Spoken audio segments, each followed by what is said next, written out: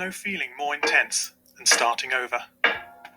If you've broken your Scratch project moments after you've shared it, as I have, or you've spent hours working on a project only to notice too late that one of your sprites has unexplainably gone missing. If you've made use of that difficult-to-name thing of thing block within the sensing category, amazingly useful but capable, due to a Scratch bug, of leaving you crying as it dumps all your scripts in one big unordered heap. If you've made real progress coding a game over the course of the week, only to come back the next day to discover you weren't even logged in, nothing has been saving. Starting over is harder than starting up. If you're not ready for that, like if you've already had a bad day at school, then what you're about to go through may be too much.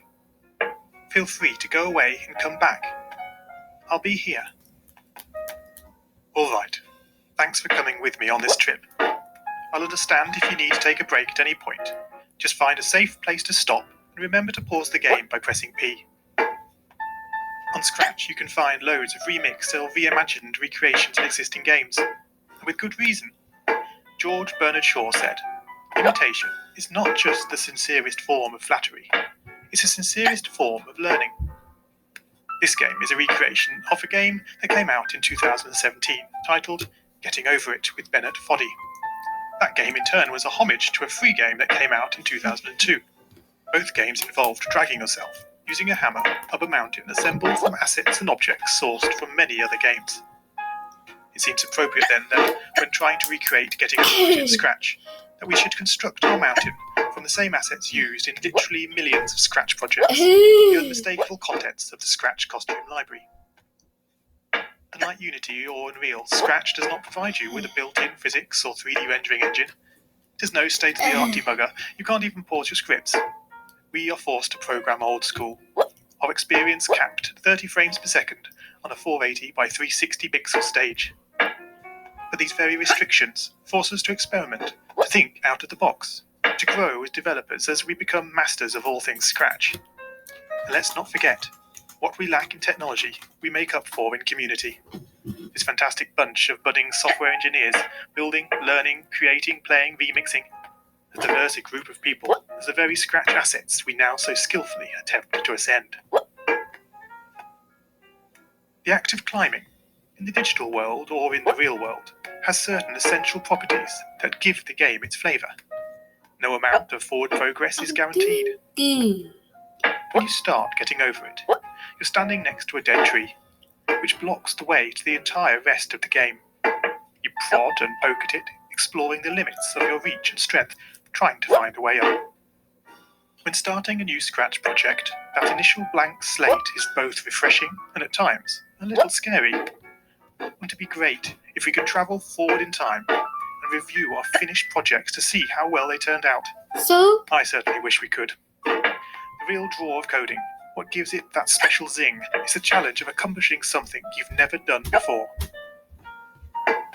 At this point, you don't want to fall into the trap of rushing into creating loads of content, designing all the levels, the player costumes, all the easier stuff that can be perfected later. No, before all that, prod and poke that tree.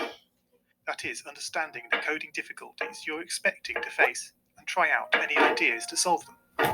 You may not be able to time travel, but at least this way you can get a good idea of how well your project is likely to go, and potentially save yourself a lot of time. This project began life a couple of months ago as 3 simple scripts: the player, hammer, and level. I spent no time on the art, just using ScratchCat and a few rectangles drawn in the sprite editor. The scripts for the player quickly mocked up in a similar fashion to those I teach on my YouTube channel. With the hammer I had to improvise, because I'd never done anything quite like that before, and boy did I prod and poke at those scripts. What I had imagined and the results I was achieving were hard to reconcile. The hammer and the player sprites would get stuck in the walls and ground, shake and jiggle and clip up to the top of the screen. Worst of all, when I tried the bread and butter action of lifting the player up upon the hammer, any tiny movement would throw the player into a crazy up and down motion as if bouncing upon a possessed pogo stick. Things don't always turn out as you want them to, and sometimes it's good to take a break. So, for the time being, I shelved the project, letting it slowly slip down the list of unshared projects, joining the countless multitude of unfinished, unseen projects that haunt the vast storage archives of MIT. Have you, as you've been playing this game, stopped to wonder how you can balance on a hammer that is held out to one side? It feels quite natural in game, but try it in the real world, and you'll not get your feet off the ground. No, this game is bending the rules of physics. Although I was not actively working on the project, the desire to code the game and solve the initial problems constantly played on my mind. Finally, I decided to give it another go. Research is a powerful tool